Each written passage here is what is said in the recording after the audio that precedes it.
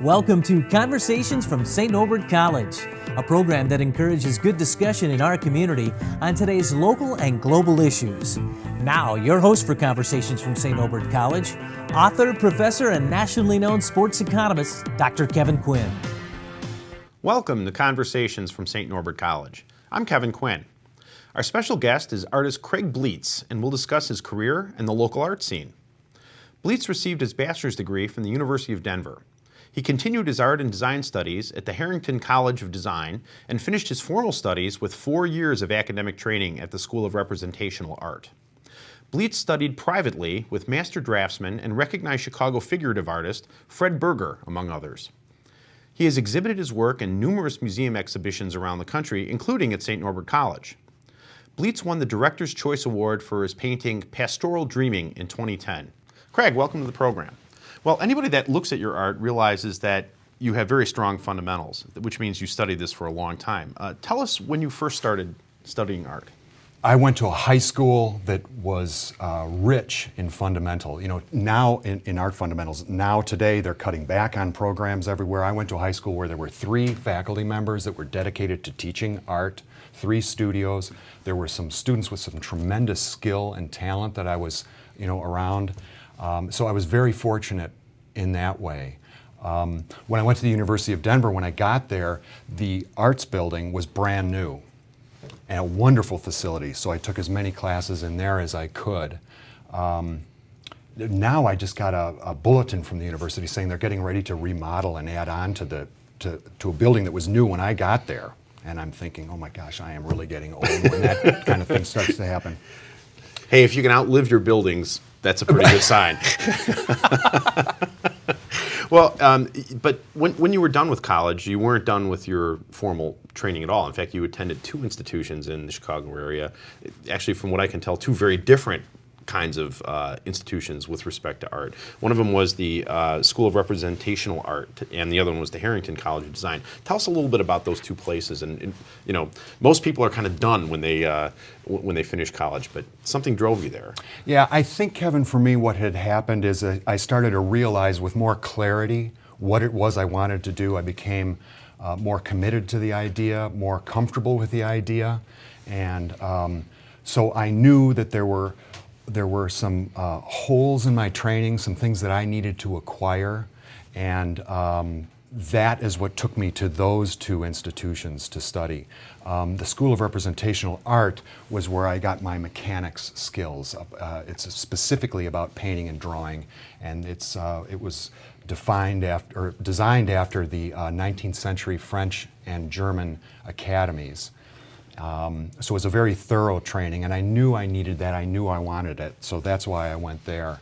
The design school, that is such a big part of what we do, regardless if we're an architect or we're a painter or a sculptor or a graphics person. Design is the context within which we work with the formal elements, and we paint towards. So I knew that was important as well. So fortunately, all those things kind of aligned for me. I think, Kevin, that I would do it in a different order now than I did it. You said when I got done with my university education, then I went and did these other things. I think if I were to do it again, I would do the opposite. I would reverse it. And I think that I would, insofar as my university schooling, I would go to a liberal arts school and focus more on the liberal arts, because I think that those are very important to an artist. I think they're very important to everybody. Well, to me, art of any time is the bleeding edge of where the culture is going. That if you want to, sort of understand the 1960s, you need to look at the 40s, 50s, the 1940s and 1950s art to understand how that became mainstream. And to me, to understand art, you need to understand it in the context and literature, all the things that we do in liberal arts. And I study primarily sports, and I would argue that that's kind of the same. That if you look at when sports emerged in a culture, it's about the same time. Archaeologically, it's about the same time that music, drama, and art did. So that makes a ton of sense to me that you want to do things that way. So you stayed in the Chicago area as a practicing artist after you finished up. Yes, I did. At these places. Yes, I did. And in Evanston, is that right? From what I understand? Evanston was the last place that I lived. That was the last place that I had a studio prior to moving to Sister Bay. I just want to touch on something that you said, and it's when people ask me about education or where to go to school or how to do things, younger people, art history, I think, is a critical part of our training, and because it's it puts into what we're doing now and gives you that context. You're able to see where you fit in the theater of things. So I think that is a very, very good point, and art history is critical. I know that it's a popular course that students take here, and we have people that study business or they want to be teachers or whatever, and they kind of look at our general education program and, I have to take this, but they really like those courses, and they tend to fill up very quickly. In fact, sometimes seniors will wait, or people will wait till they're seniors so that they can get into those courses, which makes us feel good because that's what we're supposed to be doing here. So here you are. You're a young man, and you're in the art scene in Chicago. I mean, what a cool place to be. I mean, that's an alive place. What's that like to be inside of that? In a big city, to be a young artist, aspiring artist. What's that like? What's the life like? I think it's very wide-eyed, and it's very complicated. I don't have the understanding. I didn't have the understanding, I should say, that I have now, and I'm not necessarily saying that I have that understanding now completely, but how things work, how the art world functions, what the interests are of the various players in the art world. And I think at the time that I was there, I was younger and not as informed yet. I was more interested in looking at how things were done and looking at cool paintings, and I was quite a bit more interested in the artwork. I don't feel as though I was quite so caught up in the social realm of the art world. One of the things that I learned very early on is through mentors, which I think are also a critical part. You mentioned all this education here. I had some wonderful mentors that didn't have anything to do with my particular career choice, but taught me things. And the things that I was taught that I learned was work ethic and passion. And right from the day that I went into school, I was very serious. I was probably a very difficult student to deal with as an instructor because I would not let them off the hook until something that I felt needed to get in here got in there. So I was more concerned at the time with those types of things than I was functioning socially in the art world. I would go to the openings and had a lot of friends that were artists, and would invest myself in that community. But for me, it was about work. I suspect that a lot of young people, in fact, a lot of people think that the art world is really the 1960s Warhol, the factory where people just drop in at parties and intelligentsia kind of share ideas, and maybe that's some of it, but I mean, how many people have had their careers and maybe their lives dashed on those rocks? It's a business. I mean, it's a business and I would imagine trying to have one foot in each camp of being this feeling person to see things very differently than everybody else does, which is what I think being an artist is all about. At the same time, you have to function with people who actually do look at spreadsheets and marketing programs and that sort of thing. And that's probably why I would guess why so few tremendously talented people actually are able to make a living at it. And recognizing that it's a people business, and there are different people in different aspects of the industry, if I can call it that, have different priorities. And understanding that and being able to step outside of yourself and your own artwork, I think is very important.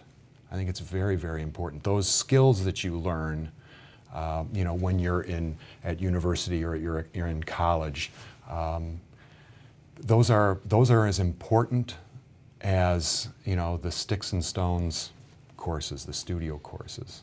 So you're absolutely correct. And by the way, I think that's true for almost any endeavor that you undertake. I mean, you have to have the passion, but you also have to work with people. Even if you're a physicist, I mean, you have to, it's not enough to just hang around in the lab. You actually have to talk about your work and communicate your work. So you left this bustling life of the Chicago art scene in you said the mid-90s, right, to go up to Pastoral Sister Bay. Yes. And that had to be quite the shock. It's a little quieter, I'm guessing. It was, and actually the opportunity came to me through someone that when I was in grade school, I took art classes from. I took private art classes from. Oh, really? He introduced me to an artist up in Sister Bay named James Ingwerson, and he's a very well-known portrait painter, big-time portrait painter, and it was suggested that I go up there and meet him and show him my work and look around. And that was in 1995. And 10 years prior, in 1985, I had fantasized about the notion that I would love to live in a barn and have my studio in the barn and live in a rural area. Well, being someone from the city and from the suburbs, I had no idea of how to go about doing that. And it kind of went into the subconscious for 10 years. Then in 1995, I go up there to meet Jim Ingwerson, and there he is with the studio and the home and living in this. I was like, this is what I was thinking about 10 years ago. This is the opportunity.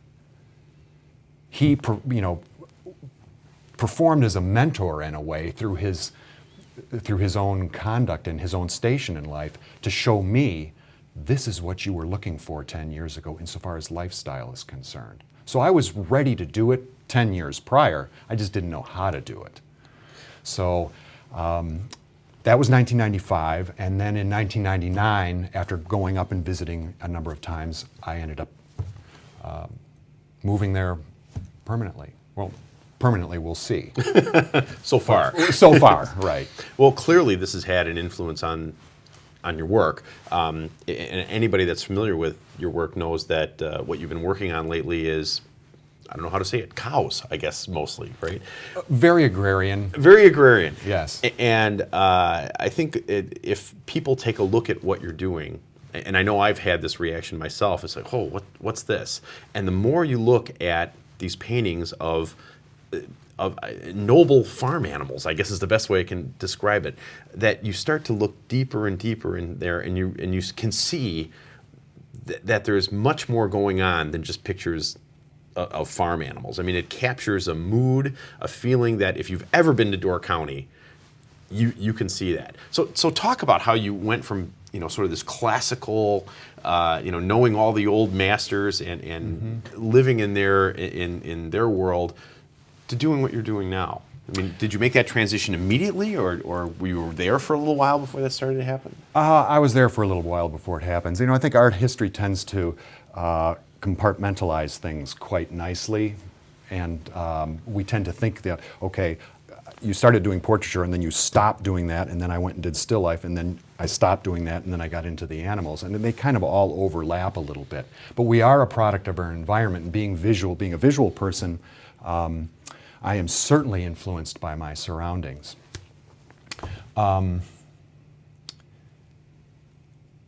Animals, for me, are a surrogate or a sit-in for figures.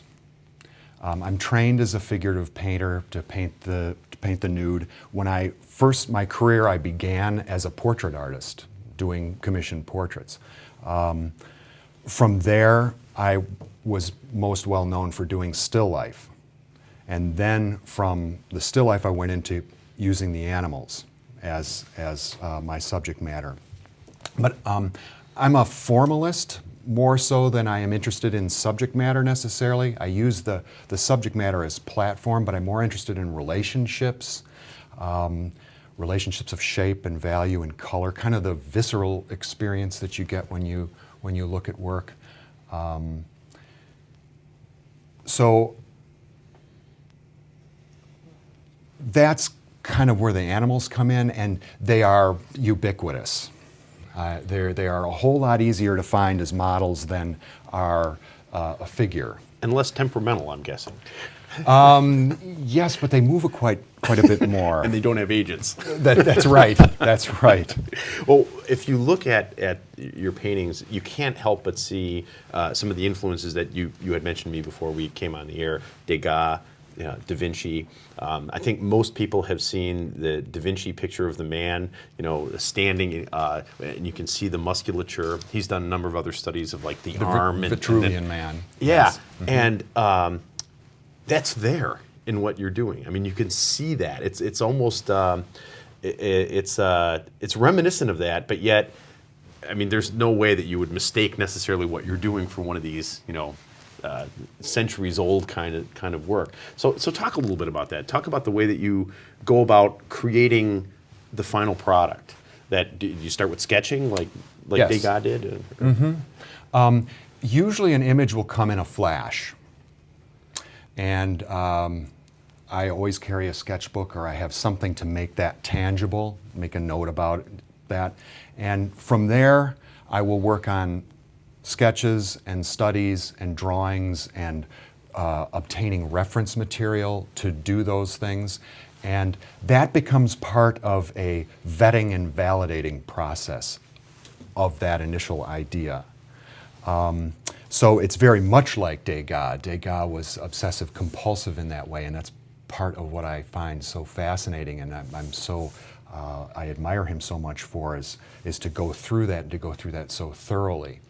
And then I get once I've kind of arrived at what the image is now become from what it was initially, then I'll launch into the actual painting itself. And I think I, at that point, am in control of the painting for the first mark that I make on the canvas. With each subsequent mark, the painting becomes more and more powerful insofar as the direction that it's going. So oftentimes, the painting will tell me what it needs.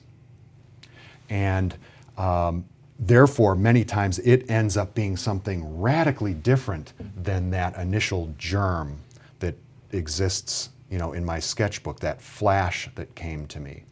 I don't think I'm an epic painter. I think I'm a little bit more of out of the corner of my eye kind of painter. So I capture things or ideas come to me kind of obliquely, and then they go to the sketchbook, and then they get developed and worked on from there. So do you paint? I mean, you have the studio. That's a big studio that can accommodate, frankly, very, very large paintings.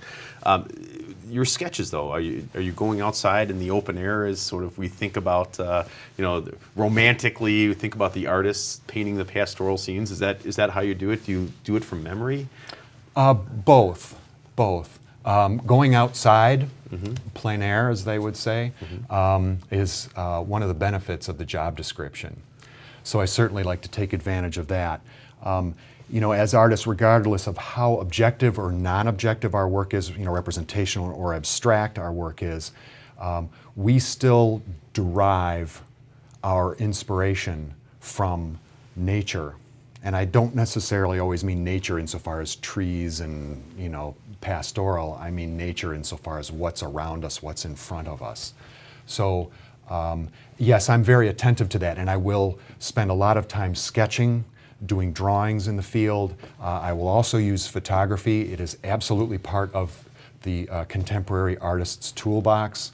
I haven't gotten so good yet with the computer and with Photoshop. There are a lot of people that are using that far more effectively than I am. So I'll use a combination of observation in nature and sketching from life, and then working from reference materials from my own photography. And then also from my imagination and from my memory of what it was and what existed there, which ultimately is the most important thing, because what art really is the impression of something through a very specific lens. So I want to make sure that that ultimate image is something that's come through my lens and is not necessarily transcribed perfectly from a photograph.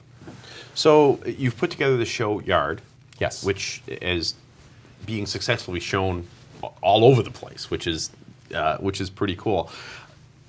How do you know when you have enough for a show? How do you know when you're done? You must have hundreds of these things, and then you pick and choose the ones that you really want to put together in some holistic fashion. How do you know that? You have just asked the critical question for a painter, knowing when to stop. That's the most difficult thing. I have an idea before I launch into a body of work, much like I have an idea, on the micro level when I start a particular painting of a direction I want to go in. Now, by the time I get done, in this particular body of work, I was working on over a period of a couple of years. So it changed, and there are pieces within the body that are a little bit different. They lean a little bit more towards being portrait-like or being still life-like, being more formalist. There are other paintings there are paintings in the show that are more of that ilk.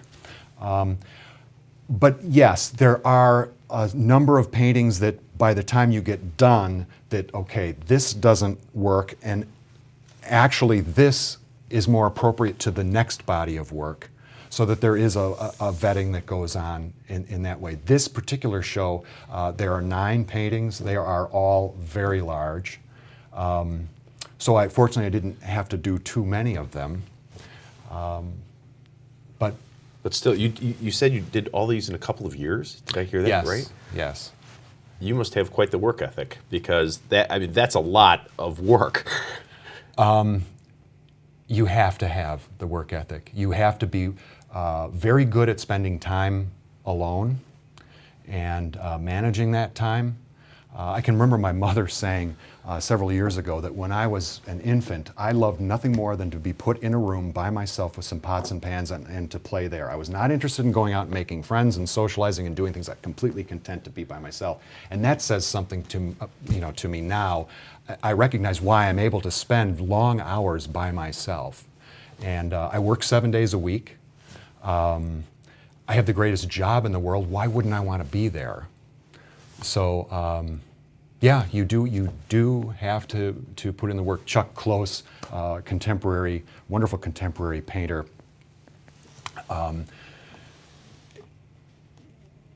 he says, inspiration is for amateurs. The rest of us just show up and work. And that is such a truth. You have to get in and work. It's very Edison-like.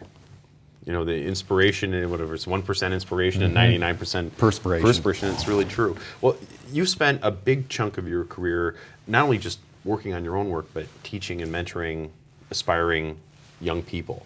And talk a little bit about why that's interesting to you. Why do you want to do that? And what's your approach? How do you bring out of somebody something that's there, but they don't know how to get it out themselves? I love doing it, Kevin. I really enjoy being a part of the moment that someone experiences progress, and they know it when they do something. And I will oftentimes say, do you realize how good this is? And that's rich. I don't have children. I would imagine that's the same experience that one has when they have children. Sometimes.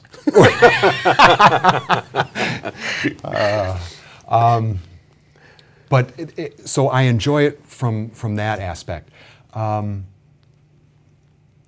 I try to respect the individual. I try to get to know who the student is. It's art education, even the mechanics, the studio mechanics education is not a one-size-fits-all. So it's important to recognize who you're working with. Also, I work with a variety of age groups. college age, high school age seniors. And there's a different way in which they all go about learning. And it's interesting for me too, because I learn so much from them, and from the experience. I was involved in a mentorship program at the Peninsula School of Art in Fish Creek that they no longer have, unfortunately, and this was several years ago. And what would happen is they'd select some students just out of college to have a show at the Gunsel Gallery. And they would assign them an artist, such as myself, to kind of mentor them and work through the process of creating a body of work. And I did it for 2 years. The first year, I mentored a student that came from University of Wisconsin Stout. And then the second student I did the next year was from the University of Wisconsin Green Bay. And what was fascinating to me is how they, I talked about what my process is. I didn't talk necessarily about the specific way I go about each of those things. But to talk about their process and how they use, they're using technology. I mean, I felt ancient and way out of step watching how they, produced imagery. And they're both representational painters. At the time, one was. The second one has now become more non-objective in his work. I've kind of seen some of it here and there. But it's fascinating to see this and to step outside of my own world. As an artist, I had said, you have to become accustomed to and enjoy being by yourself. And I do, but I think it's also important to get out there and to be with people and to be in the community of artists, much like you had asked about what it was like to be in Chicago. I mean, and in that art scene. It's important to get out there and to see that and to do that. And I learned so much. And Door County really does have a vibrant art scene. I mean, it seems to have the right mix of people that appreciate that kind of life and people that also can appreciate art. I mean, they're at a stage in their lives and a place in their lives where they want to have high quality art hanging on their walls. It's kind of a neat place to be, I think. The infrastructure of support is enormous. And one of the things that attracted me to Door County was it was not just for the visual arts, but it's for the performing arts. You have Birch Creek, you have Peninsula Player Theater, you have TAP, you have, Dora Shakespeare, you have, I'm going to forget some of them, there are so many of them, and I don't mean to, to do so. You have great wine shops, great galleries, and great weather in the summertime. I mean, what else do you need? Oh, it's fantastic. We're almost out of time, but I do have to ask you one more question. What's next? Do you know where you're going next? I'd like to think I do. At least I have a plan, but the path dithers, right? I have a show coming up in the fall at Torrey Folliard Gallery in Milwaukee titled Creamery. So I'm working on that. I'm trying as hard as I can to do the most sincere, meaningful work to myself that engages the viewer. And that's an ongoing goal and an ongoing struggle. So I will be employing that objective towards this exhibition that I have coming up this September. Well, that's great. And I can say that you can't not look at your stuff. In fact, if folks are out there and they get a chance to Google Craig's work, take a look at it. It's pretty cool. It's better if you can see it in person, but at least if you can see it online, you can see what we're talking about. Craig, thank you so much for being with us today. Thank you very much. I hope you've all enjoyed our show. Until next time, I'm Kevin Quinn. Best wishes for good conversations from St. Norbert College.